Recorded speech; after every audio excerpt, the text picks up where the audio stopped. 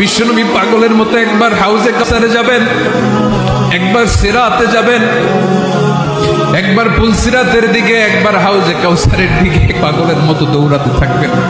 তার কোনো গুনাহগার উম্মত যাতে জাহান্নামে ঢুকে না যায়, সেদিন কেউ সুপারিশ করতে পারবে না বিশ্বনবী ছাড়া।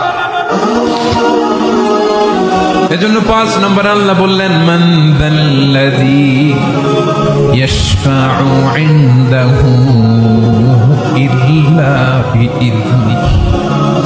কার সাহস আছে, কার এত বড় বুকের পাটা কিয়ামতের কঠিন দিন আল্লাহর সামনে দাঁড়িয়ে সুপারিশ করবে?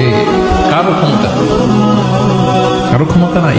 বিশ্বনবী সেদিন সিজদায় পড়ে উম্মতের জন্য কাঁদবেন, সবাই কাঁদবে, নফসি নফসি, আল্লাহ আমারে বাঁচাও, আল্লাহ আমারে বাঁচাও। বিশ্বনবী বলবেন, উম্মতি উম্মতি।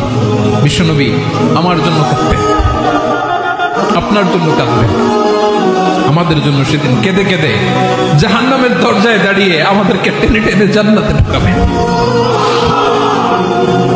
এজন্য এই বিশ্বনবীর ভালোবাসা যেন আমাদের হৃদয়ে ভরপুর থাকে। আমার ভাইয়েরা, প্রতি শুক্রবার বিশ্বনবীর উপরে বেশি বেশি যেন আমরা দুরূদ পড়ি। আমরা যখন বিশ্বনবীর সালাম দেই, দুরূদ পড়ি,